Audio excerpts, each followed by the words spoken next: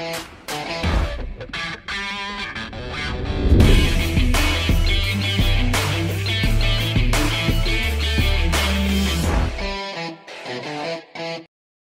know, I'm as surprised as you guys are. Another video already on the channel? Maybe I am becoming a man of my word. Maybe I am going to start putting out more videos. This is great though. I'm so happy to be making another video already. Thank you to everyone who has supported the Captain America video I just done. It always means the world to me to see some good views and some nice comments come through. It's great. But anyway, today we are back to talk about Doctor Who.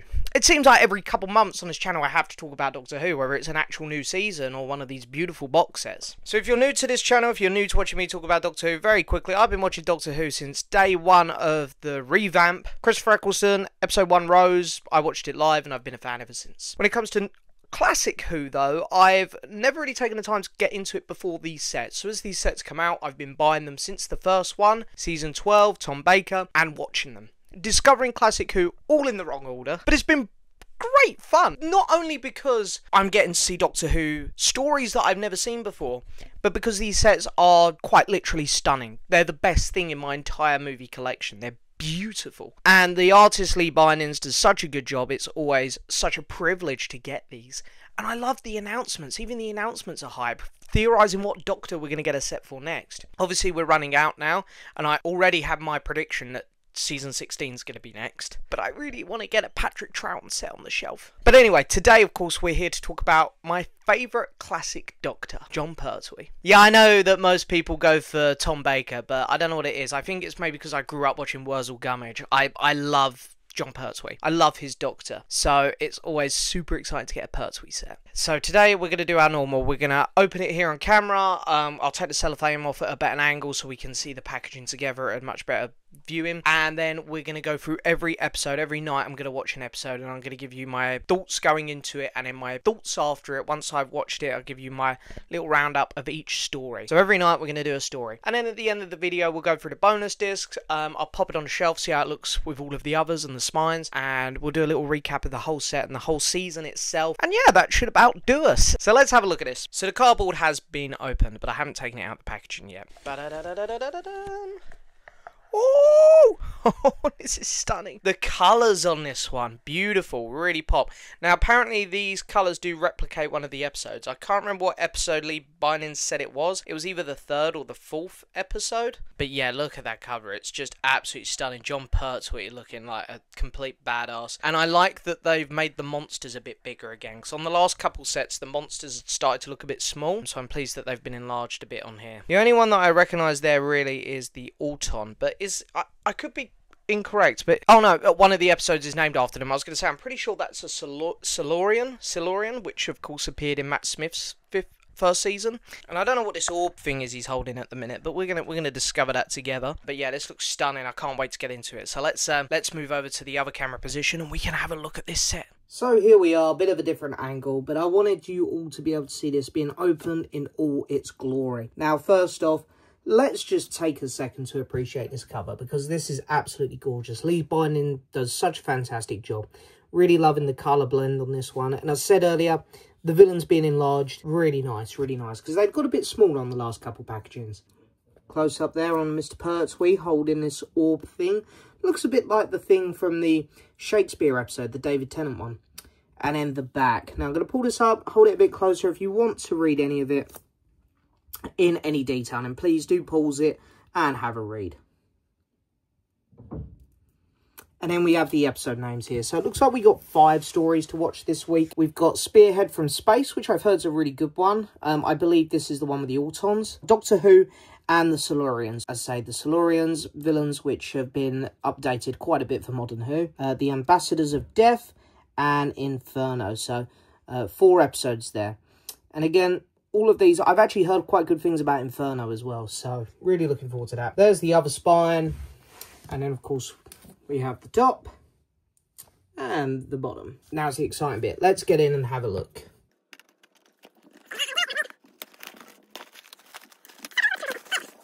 There it is outside. The colours pop even more. But let's get the cardboard cutout off, because now you can really get an appreciation for this entire picture there. And of course, the back. TARDIS travelling through space. Got some asteroids there, looking very, very cool.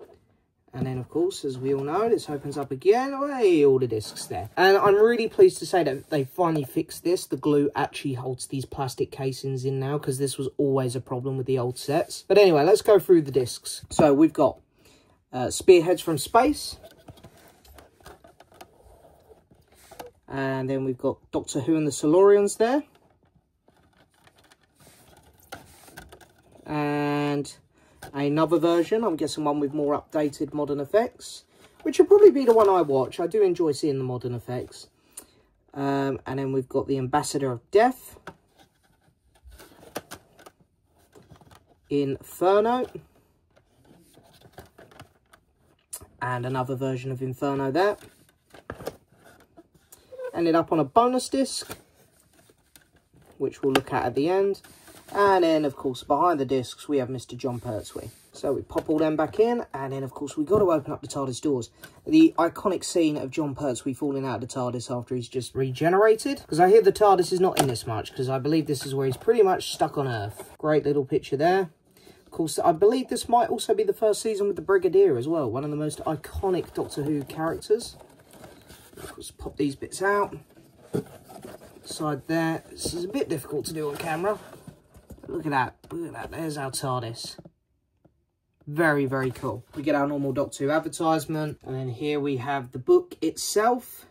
Really great cover. Back, normally they have a little picture here of the companions. So I think this might be the first time they've done something different here. And then we're just going to flick through a few pages here. Not going to go through them all, but lots of info, of course, about each episode. As if the bonus features on the discs weren't enough, you get all of this extra stuff here in the booklets, which I do just find really, really impressive, the amount of effort that goes into these. Now we're going to head back to me in the chair. Okay, so now that we've opened it, what we're going to do now is, of course, we're going to skip forward in time. We're going to travel, and we're going to put the first episode on, and we're going to just go through them all. Every night, going to watch a new episode. Let's travel in time.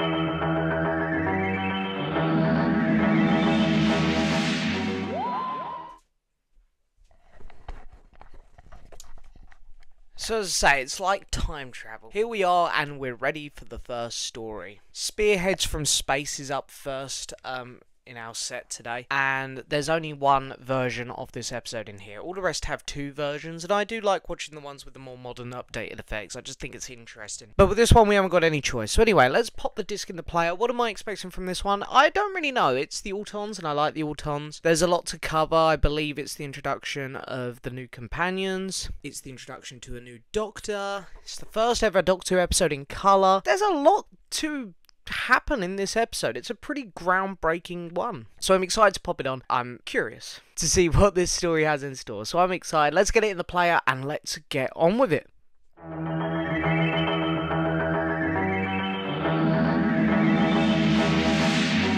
Spearhead from Space is the first story which features our third Doctor, Jon Pertwee.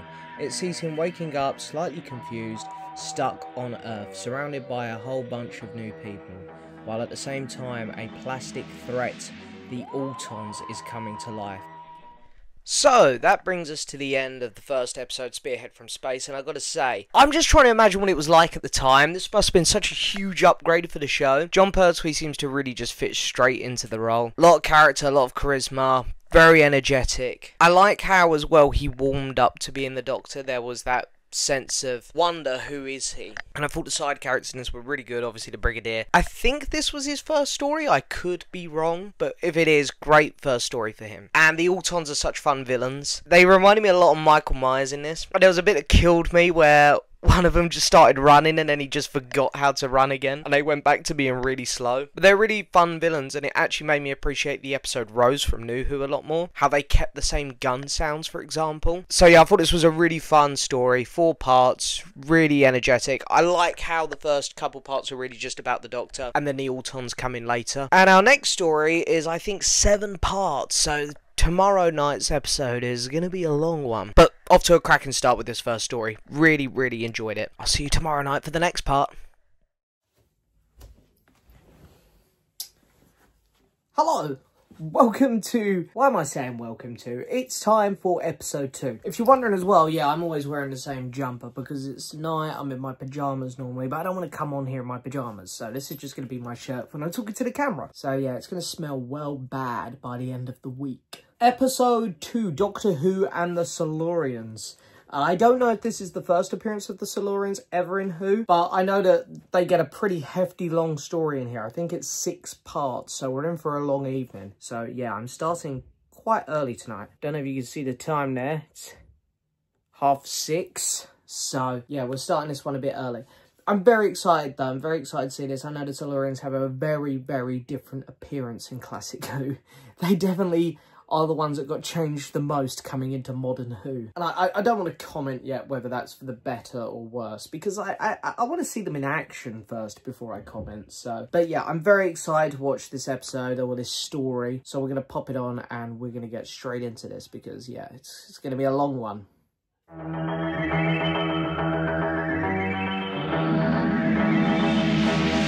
Our second story in Season 7 of Doctor Who sees the Doctor working between the humans and a species called the Silurians, which lived beneath the Earth and ruled the Earth long before the humans ever arrived. He must try and break peace between the two species as war looms around the corner. Doctor Who and the Silurians was a really good story. Do I think it was perfect? No, I think maybe it was one episode too long. 7 parts, it's a lot. It's a long story. Personally, I think 6 would have done this one, but there was some really great moments to this. One of my favourite bits was the ending. So, spoilers. The ending where the Brigadier is under orders, supposedly, and he blows up the Silurians, and you see the Doctor switch, like, you know, he's just wiped out an intelligent alien species. He keeps calling them aliens in this, but they're from Earth, so... But anyway, when he says that, I just was like, that's just such a good line. So good. Great acting. Really great scene. Jon Pertwee is so good as the Doctor as well. In this story, some of the dialogue he gets is... very cheesy, but he pulls it off so well, and his facial expressions in it are just incredible. And the Silurians themselves, they start off a bit unintimidating, and I was a bit scared they weren't going to have much dialogue, but then the further into the story we got, the more they started to do and the better they got. And they were really well handled villains, really good, really smartly written at times, and fun villains. And I actually loved the look of them. I thought they were great. I'm not sure how well it would have gone on to modern day Who, hence why they probably changed it. But I thought it was really good. This was a really good story, guys. It was a bit long, but it was really good, really entertaining. I really enjoyed this one. So what we got tomorrow? Tomorrow we've got the Ambassadors of Death. I believe it's the one with like the space astronaut looking character. So yeah, very, very excited to get onto that. So far, guys, this season it's potentially going to be my favourite Jon Pertwee season. I will say Series 10 previously held that spot, but this season is going over so well. I'm thoroughly excited to continue with it tomorrow night. So I'll see you guys tomorrow for the next story. Ta-ta. I skipped today. So, last night I didn't watch an episode. Why? Went down the pub and had a few beers instead. Anyway, today we're back for story 3. Keep calling them episodes. Really, they're not. They're stories, because the story's made up of 6 or 7 episodes. I'm not sure how many episodes... I'm confusing myself now. I'm not sure how many episodes make up today's story, but I'm imagining it's a long one again. So today's story is called The Ambassadors of Death. So yeah, I think it involves this spaceman looking guy on the cover, this one, so don't know much about it, but let's pop the episode in, let's pop the disc in. Really tripping over my words today, man. Let's pop the disc in, let's get going.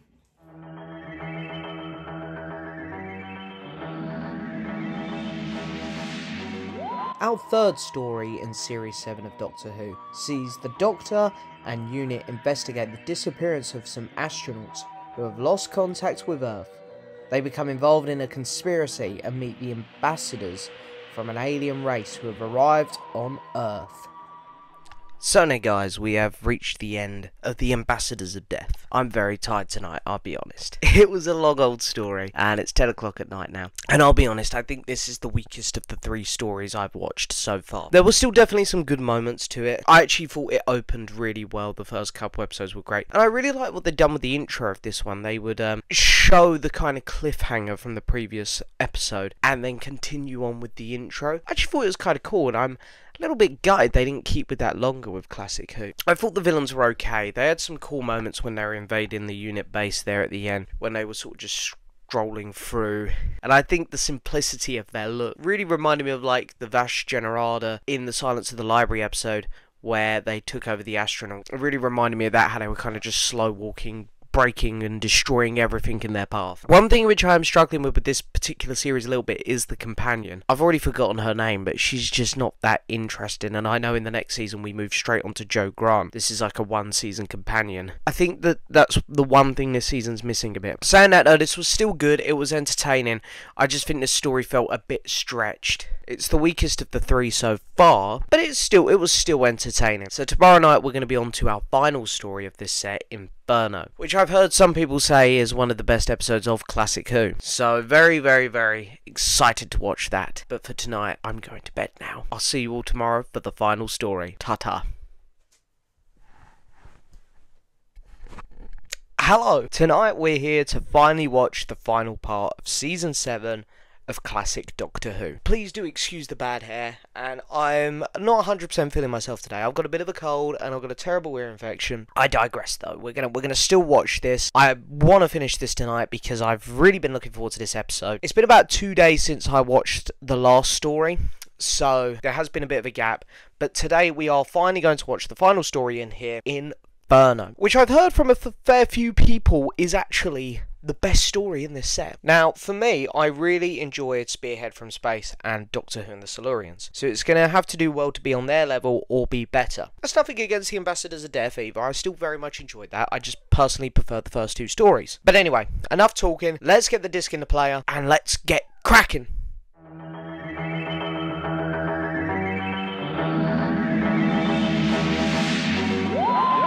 The final story in Season 7 of Classic Who sees Jon Pertwee as the 3rd Doctor, and for the final time his companion Liz Shaw travels sideways in time into a parallel world, where a British drilling project causes dangerous amounts of heat and force to be unleashed when it penetrates the Earth's crust. Can the Doctor undo the damage that has been done? So, we have made it to the end. Inferno is the last 7-part story that Classic Who would see, and it was a great one to go out. This was such a good story. There was a lot of really intelligent writing in this one, I thought. I also really liked that with this particular story that you don't actually see the monsters for quite some time. It is mostly about the Doctor being in this parallel world, and seeing him figure things out was really fun. Seeing the different versions of these characters in this parallel world was also really fun. Again, I feel like there's always something in Modern Who that replicates this, and again it reminded me of the David Tennant episode from Series 2, where he's on the parallel world with the Cybermen, and he's encountering other versions of some characters from his universe. And I really like this stuff. I think it makes for some good writing. And I really enjoyed the ending of this as well. The nice send-off for this season came with a nice humorous moment at the end, and a nice moment between the 3 leads of this season. And I've got to say, the companion, as I say, Liz, she was a little bit forgettable for me. She was one of the weaker elements. The Brigadier, we all know, is a great character. He's a character which, of course, sticks around for a long period of time in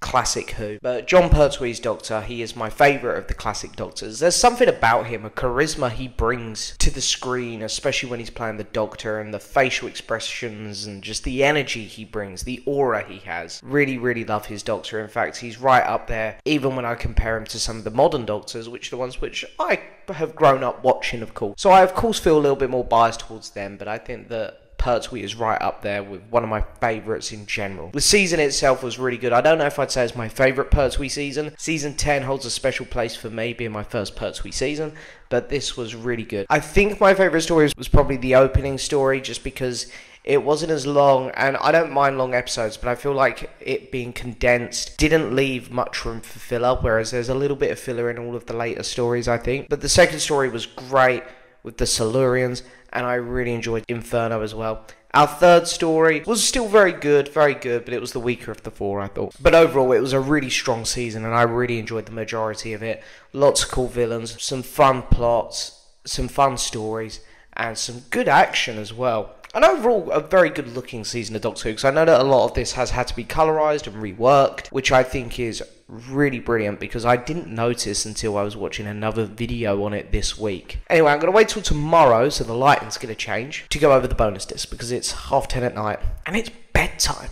But anyway, guys, that's going to do it for my watch along and my recap. Let's have a look at the bonus disc now.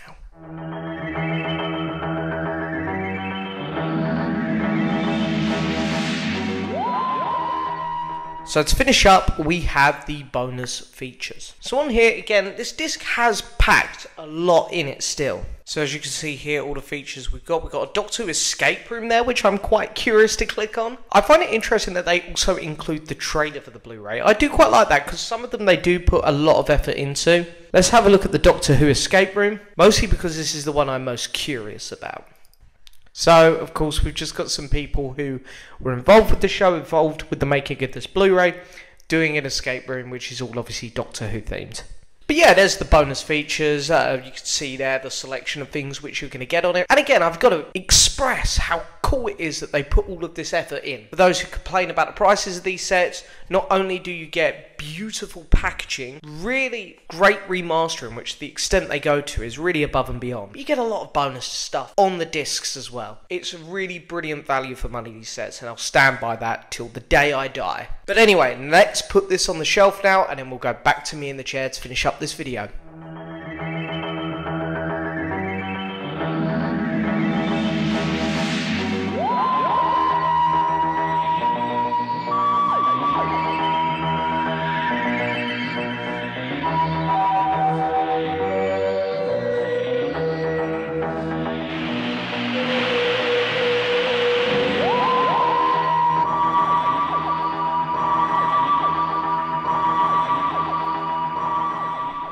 And there we go, guys. I hope you've enjoyed this video as always. I hope you enjoyed me going through every episode there, having a look at the set in its detail and seeing it up there on the shelf with the others, and just getting my overall recap there at the end of the set.